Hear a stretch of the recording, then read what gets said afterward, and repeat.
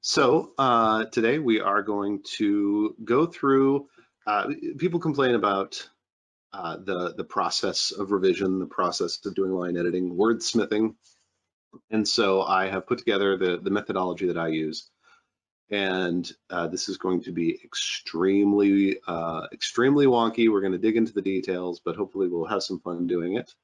So the first question that comes up, what even is line editing? Because in the context of writing prose, editing means like 5 different things, and the one that we're concerned with right now is that one right there, kind of towards the bottom. So we're not going to be concerned with like replacing story elements or whole scenes, and we're also not going to be worried about copy editing or grammar, punctuation, spelling, that sort of thing. Really, we're looking at paragraphs, we're looking at sentences, we're looking at individual words. This is the part that feels the most like rewriting. So, little statement of purpose here. We are gathered here today to give you some analysis tools for diagnosing problem passages, crafting stronger sentences and paragraphs when you do your revision.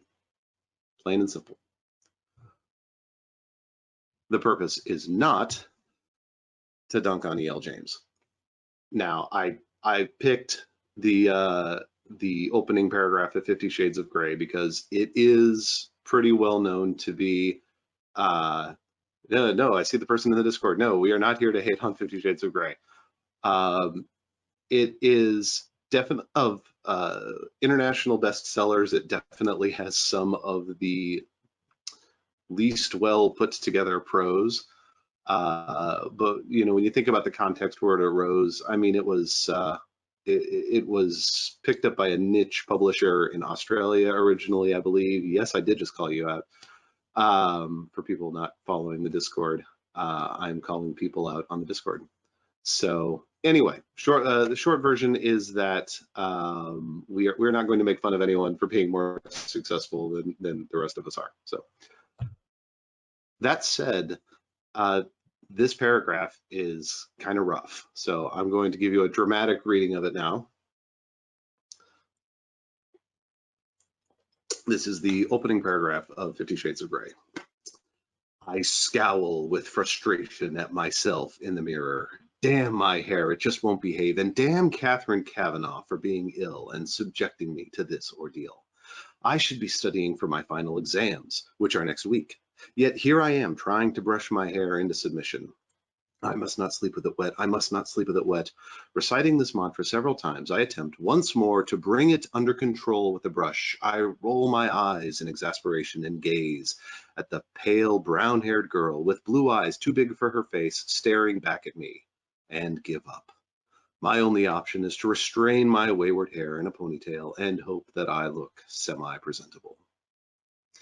So this kind of writing is what I describe as clunky. It works, but it moves the story forward, but it doesn't do it with grace or elegance. You can read this and say, yeah, there's something wrong with this, but it's not obvious what you need to do to improve it. So I am here to teach you what you need to do to improve it, or at least to give you the method that I use. So here's our methodology. We're going to go from the outside in. The first thing that we're going to look at is at the paragraph level. And really what this is about is just the flow of information through the paragraph. Is the idea at the start of the paragraph translating to the idea at the end of the paragraph? Is that working? Does it make sense? And then we're going to dig in and look at sentences. And then we're going to say, what is the information in these sentences? Is it being presented in the best way possible? And in order to do that, we are going to build a pyramid. The bottom level of the pyramid is clarity. The next level is economy. Not economics, but word economy. And finally, aesthetic. There's a question, if we'll get a handout at the end, I will share this presentation in the Discord when we get to the end. So, and then there's a little mountain climber that's going to climb to the top of the pyramid. And he has a flag that has the initials RD on them. I wonder if that's going to be important later. So let's hold on to that. So clarity, economy, and aesthetic. What do those words even mean? So when I talk about writing for clarity, this is when it's actually pretty self-explanatory. It's writing to be understood. If you're not getting your point across, then nothing else matters. And so the questions that we're asking ourselves when we're thinking about clarity is, what is the purpose of this? What is the information that it's supposed to be conveying? Do the words that I'm using actually mean what I think they mean? Writing for economy. So when I talk about word economy, we are talking about getting the most out of your words. That doesn't mean using the fewest, it means using the right amount. So this is where you start asking yourself questions about pacing, asking questions about impact. The kind of questions that you're asking are, what important information is getting lost? Are there words or there sentences that I don't need? Is there something that I do need that I don't have? And where is the reader's attention being drawn? And finally, aesthetic is just language should be a joy to read. So this is where you start thinking about the flow, humor. This is very subjective. So I'm going to make decisions when I am doing this edit that other people would not, and that's fine. And the questions that we should be thinking about are about the tone. Is the tone consistent? Is the tone appropriate? Do I have any accidental jokes or rhymes in there? It's okay to be funny in writing. Never be funny on accident, though. Variety of sentence structures. Are my sentences, broadly speaking, too long? Hang on to that, because especially with newer writers, the answer is yeah, probably. But we're going to circle back on that in a bit. And finally, oh, this must be what that RD was standing for. We have rhetorical devices. And when I talk about the actual definition of rhetorical device is very squishy. But when I talk about rhetorical devices, this is what I'm talking about. We're talking about something, a stylistic technique where the technique itself is conveying information that goes beyond what's just in the words. And so a couple of examples here. There are many of them. A lot of them have Greek names. A lot of them start with the letter A for some reason. Here are a couple of examples. We have anadiplosis, which is fear leads to anger, anger leads to hate, hate leads to suffering, and it's the structure is imparting new meaning. It is the repetition of the links in this causal chain is really strengthening those links. Anti-metaboly is another fun one. Ask not what your country can do for you, ask what you can do for your country, where you are taking this parallelism and inverting it in order to draw attention to the contrasts of the elements here. And so there are two that are going to come up, so keep an eye out for these. The first is the rule of three. Lists are more memorable when they contain exactly three elements, and that's because that's how we tell stories. They have a beginning, a middle, and an end. So a list has three things in it. It has milk, eggs, and cheese. I came, I saw, I conquered. Famous example there. And then parallelism is the other one that we're going to come up across with. And it's when you repeat the construction of the phrase, it highlights the comparison. And just as an example of that, the opening from A Tale of Two Cities, it was the best of times, it was the worst of times, which calls attention to the contrast between best and worst. So, okay, so for our first pass at this this paragraph, excuse me, we are looking at the information, how the information is flowing, just at a very high level. We're not going to change any of the sentences. We are going to move things around. We're going to delete things. We might add things, but we're not going to be editing things at a sentence level. Those are the rules that we are setting for ourselves for this paragraph level pass. And just to make this easier to illustrate kind of one of the ideas that I come back to a lot when I talk about flow of information, this is an example of a paragraph that is doing just this. So the first sentence of a paragraph is an idea. It represents the central premise of the paragraph. Further sentences elaborate on it. They add variation and texture. They poke and prod the idea, examining it to uncover something else. This process changes the idea. By the last sentence, the idea has become something else that is pointing the reader towards the next paragraph. And so again, when I talk about flow, you have an entrance into the paragraph, and that's very important. You have an exit out of the paragraph, and that's very important. And the stuff in between is just kind of connecting A to B. So a couple of guidelines that we're going to be using when we're looking at paragraphs. And the really important one here is this second one about how a paragraph is about one thing and one thing only. And this is where everybody's going to throw up their hands and say, but we've been listening to writing excuses for like 37 years, and they're constantly talking about how paragraphs and scenes and sentences and everything should be doing more than one thing. And so I'm going to draw a distinction here between doing and about. A paragraph should do many things. A paragraph should be about one thing. And there is no better way to illustrate this than to just get into our edit. So here's our question. What is this paragraph doing? So it's doing a lot of things, and this is the first paragraph of the book, so it really should be doing a lot of things. I'm going to highlight a few here. First of all, we have frustration. So this is speaking to the character's state of mind. And then we have talking about how she should be studying for her final exams. So this is speaking to an initial conflict. And then finally, I'm going to bring up physical description. And so this paragraph is doing quite a lot. And so again, we're analyzing this in terms of clarity.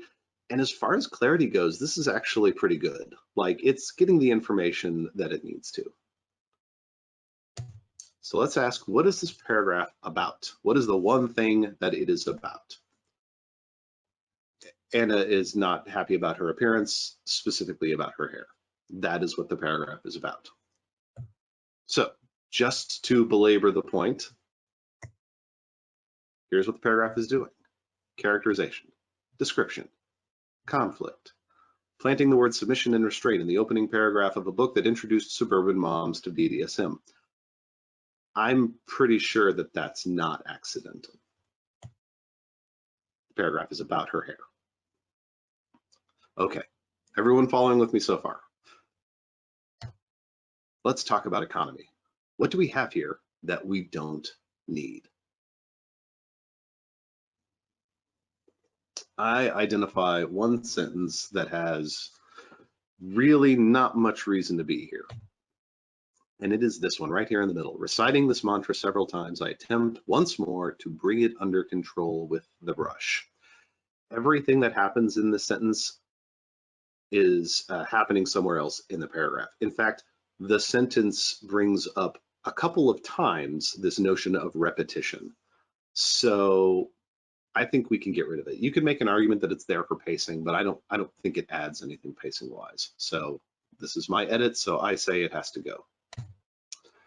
Finally, let's talk about aesthetic. Does it flow?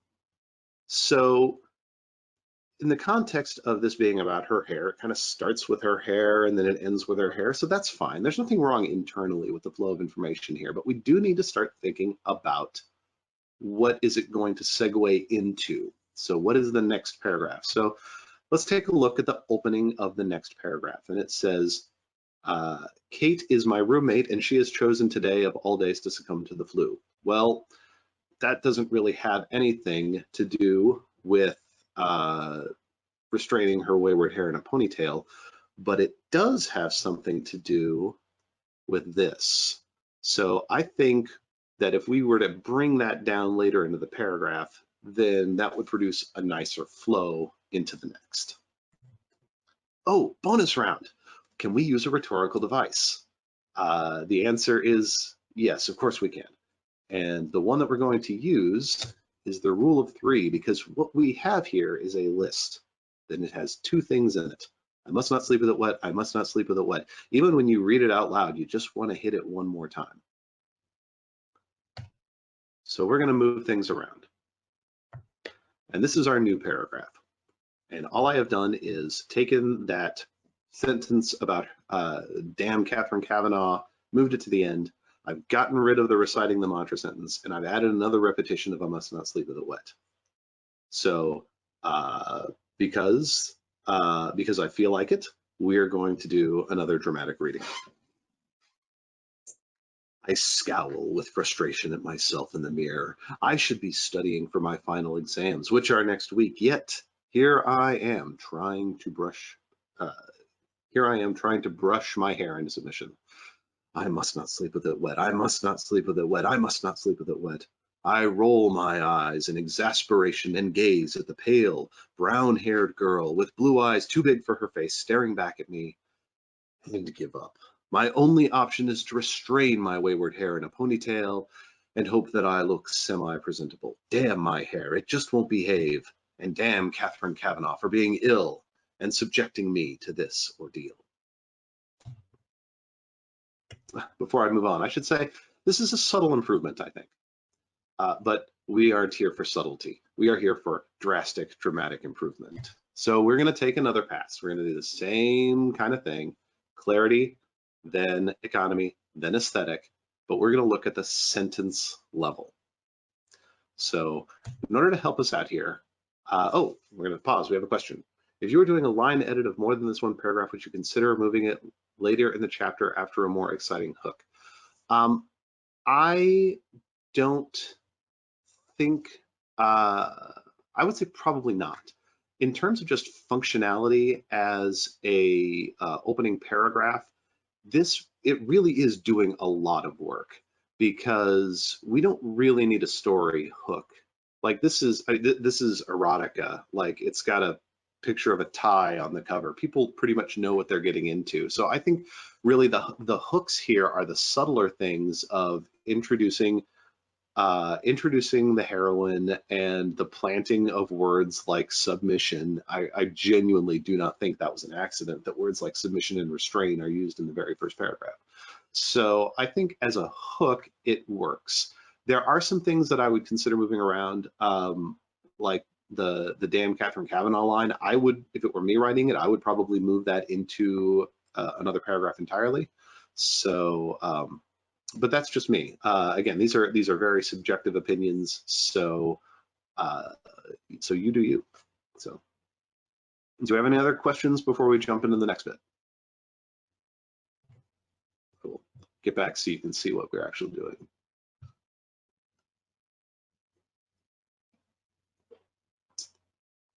There's an audience question in the, yes, questions should be in the Discord chat.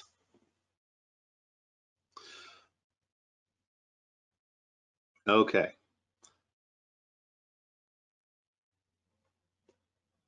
Okay, so we're gonna move on. Second pass, sentence level. Time to dig in and whip this thing into shape. Okay, so I have here a few guidelines for strong sentences. Just a couple of minor, you might want to jot these down. There's a couple of them. Okay, hold on, wait, no. Record scratch sound effect. This is not workable. It's almost as if this slide is trying to do too many things at once and has turned into a clunky, unintelligible mess. I wonder what I could be trying to say with this striking visual metaphor. I bet it's this. When a sentence tries to do too many things at once, it turns into a clunky, unintelligible mess. So one of my favorite things that I run across lately, it was a Patrick Willems video where he talks about how in filmmaking, the camera only ever points at one thing. Even if there are multiple things in the frame, the camera is only showing you one thing. If there's two people in the frame, then what you're seeing is the relationship between those two people. And so we can take a similar kind of approach to sentence writing. Make the sentence do one thing.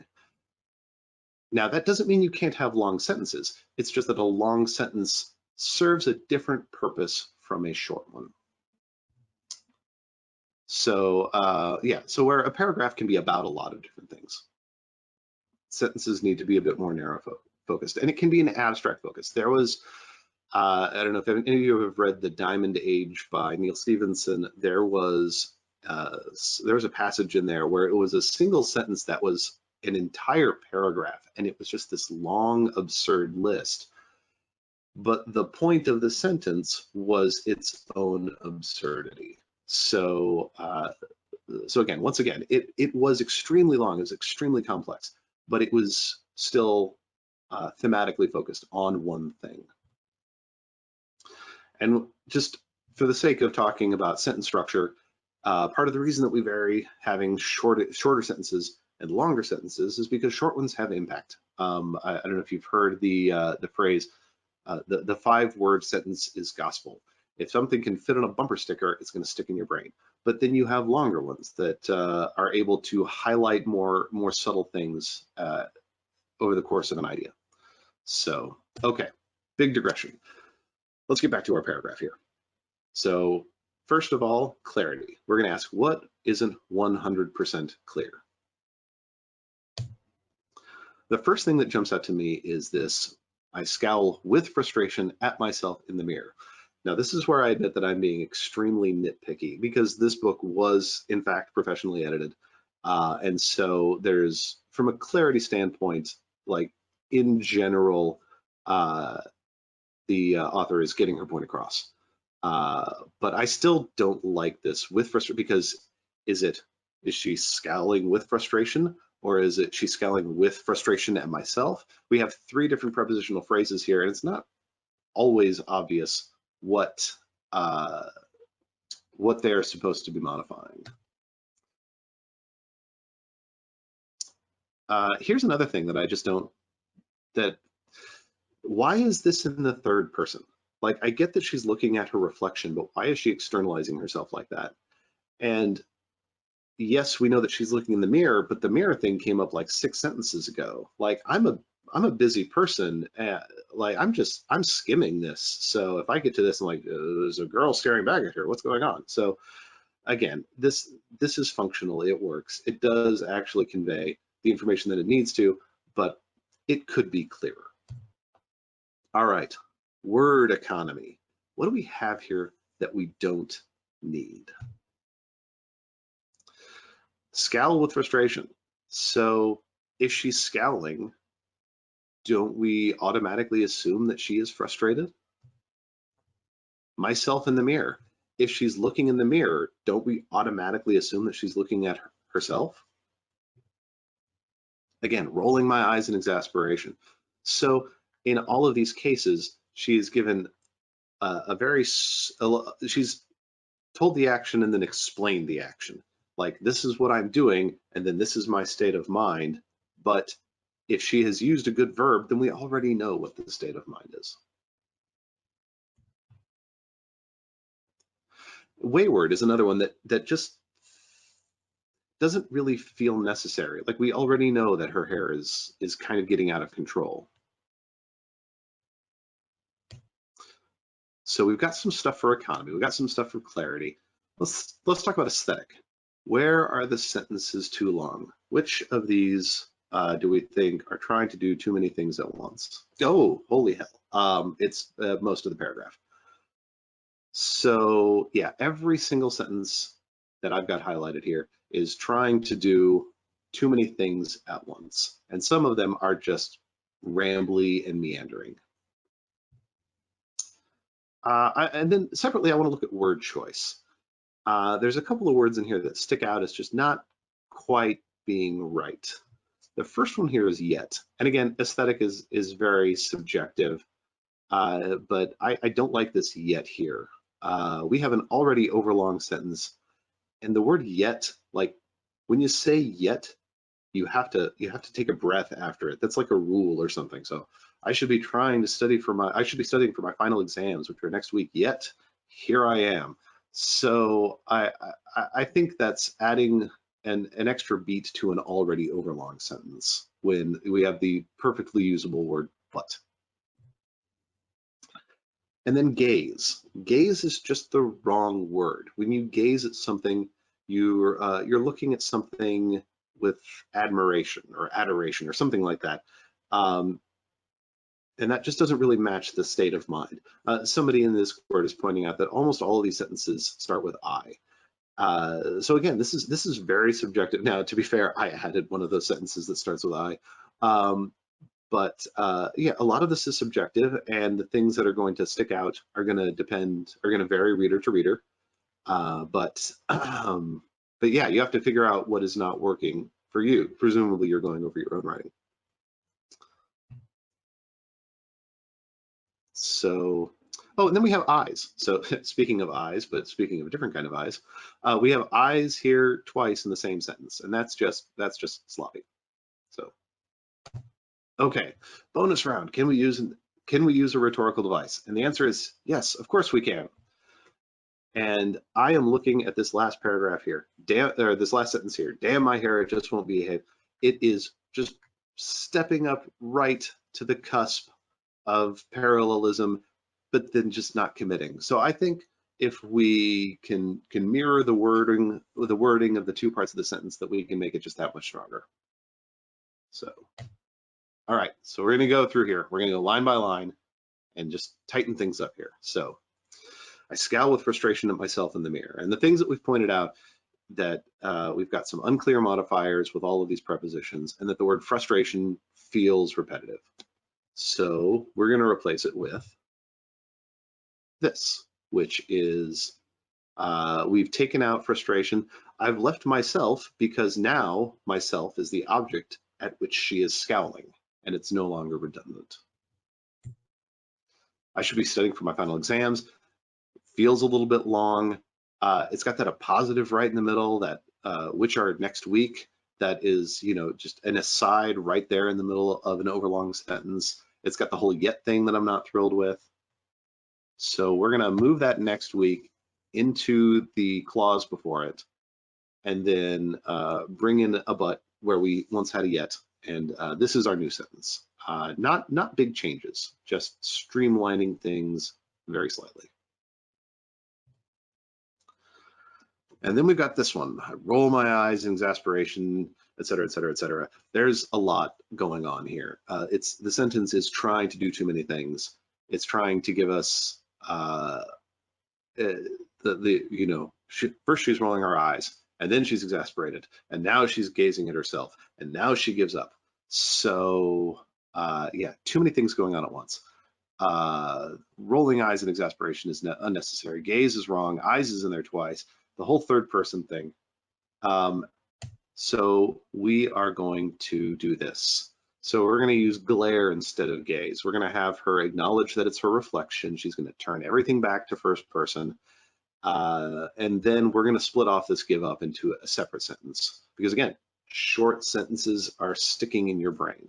And so, and I give up is an important thing that we want to be a little bit stickier.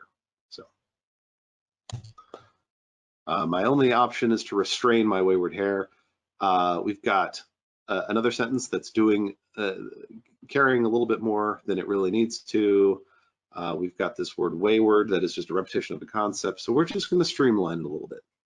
I kind of hate to lose the word restrain, just because, again, this is subtly bringing up BDSM themes in the phrasing of the very first paragraph. But we've already got submission in there, so so something's going to go.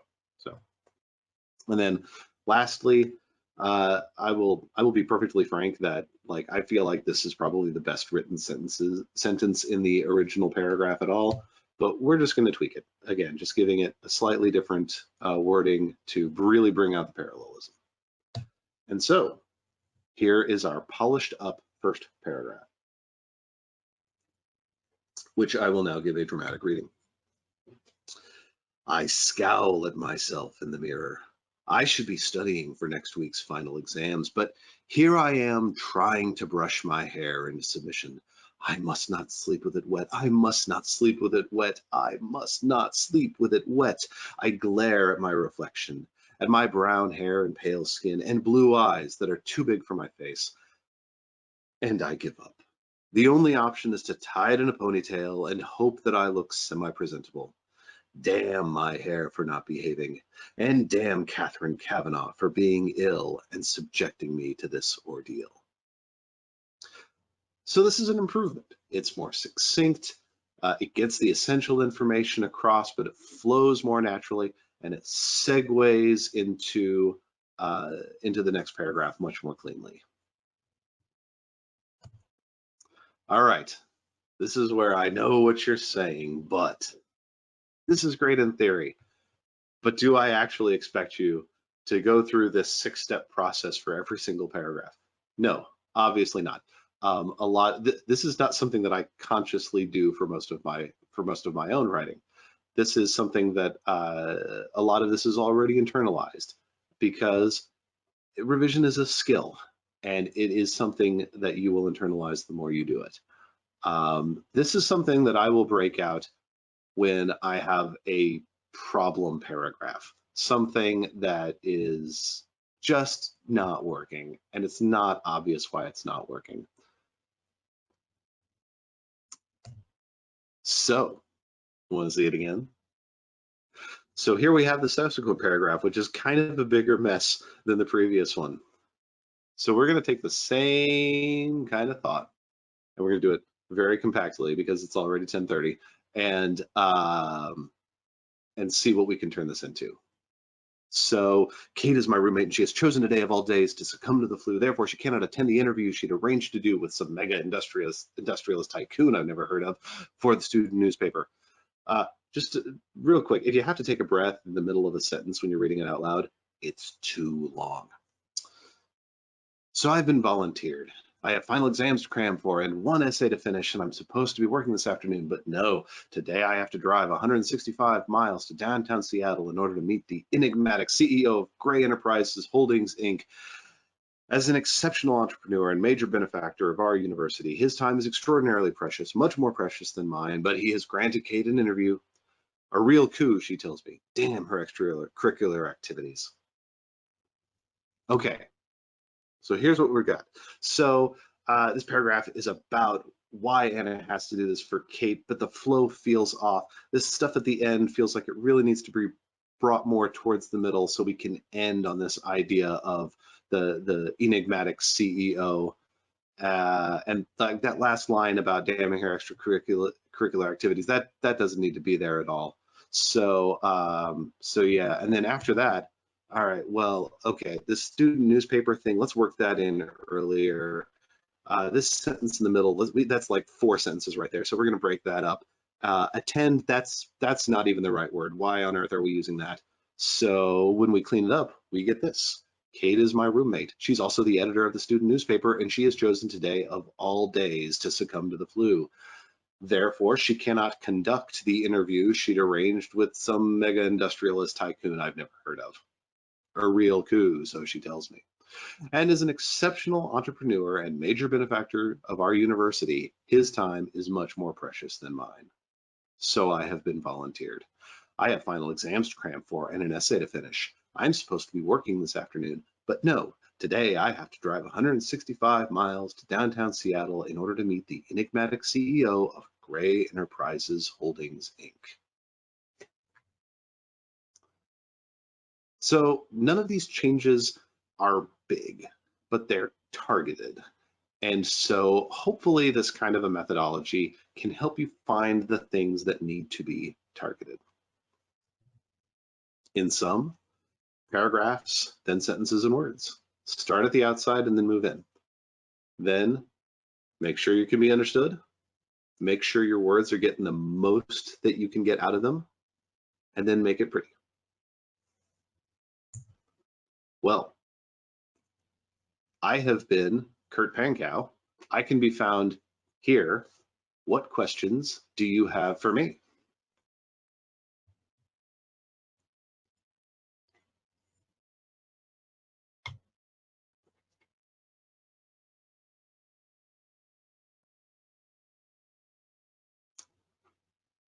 Well, I am not seeing anything.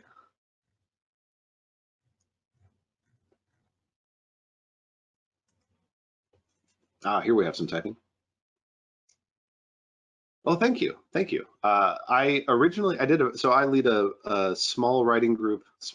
I lead a writing and discussion group in. Oh, to repeat the steps, I can go back a couple of slides. Yes, absolutely. Yeah, I lead a writing discussion and critique circle here in St. Louis, and then and I gave a version of this to them, and so this has been kind of expanded here. So. Okay, more questions. Can you talk a little bit about hooks inside of paragraphs and forming content around them? So the biggest thing with hooks is that this whole concept of primacy and recency in paragraphs is that whatever is going to stick in your brain is going to be what's at the start and what's going to be at the end. So those are going to be like the hookiest positions in the paragraph. So that is where you want to have the information that you want to make sure that your reader remembers. The stuff in between is really the connective tissue. It's also a place that you can hide information. If you want to like set up for a big reveal, then you can have stuff right now, excuse me, you can have stuff kind of buried there in the middle so that when you use that to reveal something later, then the reader's like, oh yeah, I kind of remember that, instead of being completely blindsided by it. I'm not sure if that answers the question. But I'm trying. Let's see what regarding choice of words. Thesaurus is friend or can make you choose weirder words. I've never used a thesaurus for word choice. Because words, thesauruses are good for denotative definitions, but so much about word choice is finding the thing that has the right connotative definition. Like gaze was the correct definition, but it was connotatively wrong. So no, I'm not a big fan of thesauri. Thesauri? What is my editing lubricant of choice? We have some 8-year-old George Dickel right here. Why is it the biggest novels that are accused of sloppy rambling writing but get crazy famous? This is an excellent question actually. This is something that comes up. I'm going to take this off because I'm log rolling, so I want you to be able to find me. Haha. So there was a lot of stuff that went into why 50 Shades went super big. I mean, you have to realize that this started out as Twilight fan fiction, but it's not just Twilight fan fiction. It was the biggest it was the biggest fan fiction at fanfiction.net. And so when E.L. James like took it and then kind of got rid of the Isabella and Edward stuff and replaced it with Anastasia and Christian, then she brought 100,000 fans with her. And so when it was, so it was kind of a weird phenomenon. I've never heard Harry Potter accused of sloppy rambling writing. Da Vinci Code I've definitely heard accused of sloppy rambling writing. And Da Vinci Code is one of those, it's a situation where you don't have to be good at everything. Like there's a lot of different skills that go into writing. And if you're like a 10 on one thing, you can be a 5 on other things and get by. Like, yeah, the prose in Da Vinci Code is kind of rough, but Dan Brown is a master of pacing, especially within the thriller genre. Like that book is crazy famous because it is an absolute page turner, but it does it in a really unique way. It is giving you, because it's got this historicity behind it, even though we now know that the historicity wasn't actually all that what it was cracked up to be. But you are learning all of this information at this incredible rate, at this really just meticulously paced process.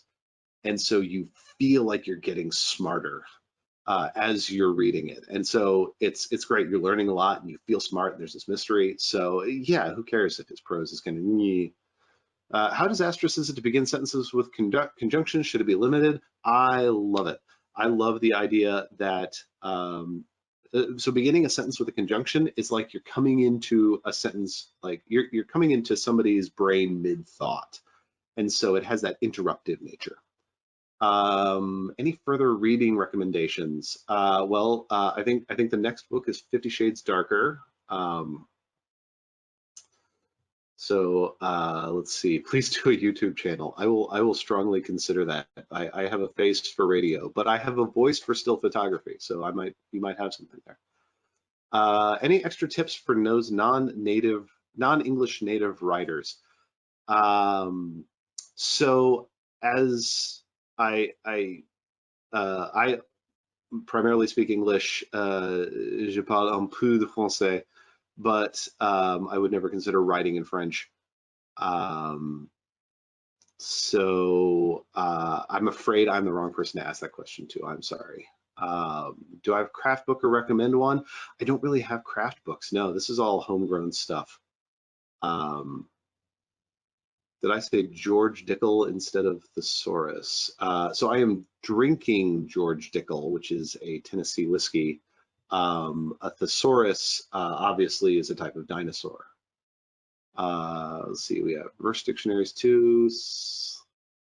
Sloppy random writing be the same as Diarrhea of the Pen. Yeah, Diary of the Pen was a Stephen King, I think, or Diary of the Typewriter. I forget exactly how he phrased it, but I don't know. I don't know if I attribute that to random sloppy writing so much as I attribute that to he did an awful lot of cocaine in the 80s. All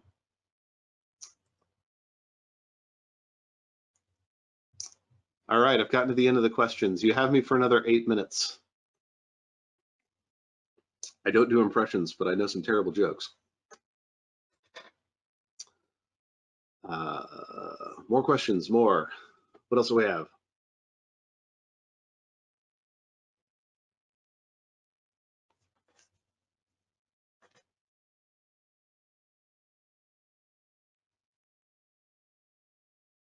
Will I share my PowerPoint? Yes, I will put that into the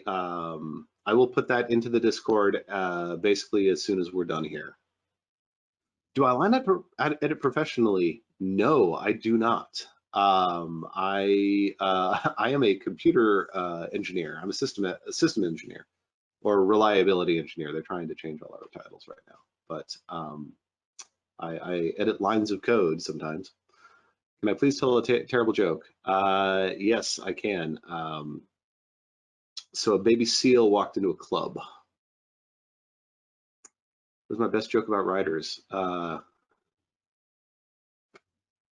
don't know. I already made fun of Stephen King. I don't know if I can go anywhere from that. Did I bring any hats? For those of you who don't follow me on Twitter, since the lockdown started here in St. Louis, I've been wearing a different hat to my daily stand-up meeting every weekday, and I've been sharing the pictures there. I've run out of hats. I don't have any close by, unfortunately. This doubles as my bedroom. So, but there is a whole 9-ish weeks worth of hats and occasional masks and a Wookiee costume in my Twitter feed. So, condensed list of the major issues you listed as a reference sheet.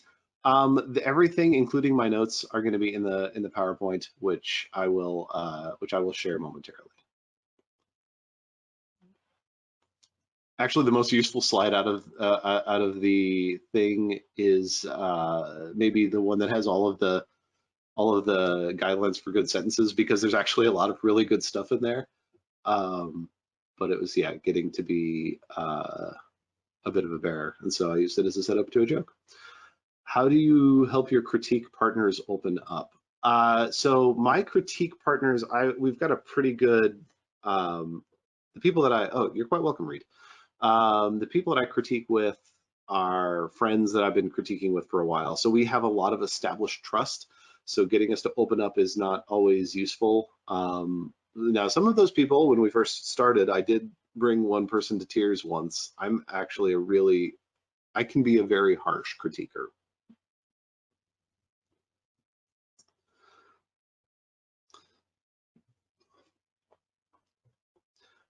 Paragraph level issues in a critique.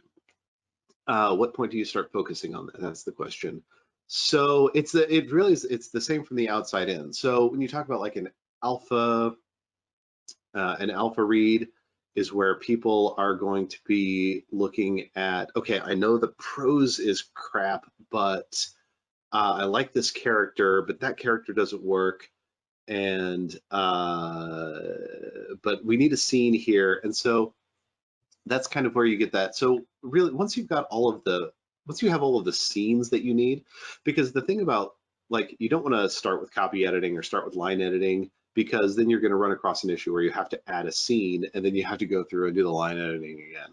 So you make your big changes first and then your small ones. So yeah, really, once you've got really all of your scenes in place, the next unit below that storytelling would be a paragraph. Do I prefer first or third? I use them both. I use them for different things. I'm a big fan of a close third person, not omniscient, the other one, limited. I like that because you have a little bit more license to get into everybody's heads, but it still has that closeness that you get. But first person, you have a lot more license to let the character voice bleed into the narrative voice, and that can be really fun sometimes. So are there different approach to edit shorter works? No, it really is the same kind of thing. Is your big list of rules for strong sentences? Is there anything you wouldn't actually recommend in there? There is one that is obviously a joke, and somewhere in there it says, dance like nobody's watching you. And I think you should dance like someone is definitely watching you. So choice the words restrain and submission because they spoke to the story ahead. Any tips for working those types of word choices in without going overboard? I don't know if I can distill it down to tips, but the concept of like subtly making, trying to cue your reader towards ideas that you're hinting at later is something that I think an awful lot about. There's some very obvious things that you can do, in horror or in thrillers, they will talk about using lots of words that have really sharp consonants in them, lots of T's and K's, because those have a little bit harsher mouthfeel. And so that kind of sets up, kind of gets you into the brain space for horror. The first sentence is not a great opening, neither hook. If you could, would you change it? I'm hesitant to say that I would do things too differently because I don't write erotica. So I'm not really, I don't have a lot, and I have not read a great deal of it. Yeah, I don't know if I really feel like I'm qualified to say what would have been a better opening for this style of book. It's not how I would write, not how I would open my books, but again, I don't write erotica, except for one time, but we don't talk about that. Is a rambling narrative okay if your character is a person who rambles, using the narrative to show your character's personality? It can be. And again, I brought up that Neil Stephenson Diamond Age example, where the rambling was really to highlight that about a character. You can do that if you're in first person, if you're wanting to demonstrate that in your narrator, but it can be tiresome. So use it, but use it judiciously. So, well, it is 10 minutes till, and my glass is getting dangerously empty. So I think this is a good place to call it. Thank you all. You've been a wonderful audience. You've had some fantastic questions. I'm glad that this has been helpful. I'm glad that this is entertained. I'm going to stop sharing my screen now so I can minimize this, and I'm going to get a link for you right now before I sign off. There is the link. It is in Google Slides. It should be read-only. You should be able to copy it. If I'm mistaken and you can edit it, please don't. So, all right. Well, thanks again, and thank you to Nick for facilitating this, and thank you to Flights of Foundry for putting this on and inviting me to give this presentation. And I'm going to just sit here and wave awkwardly until I'm dismissed. So yeah, goodbye, everybody.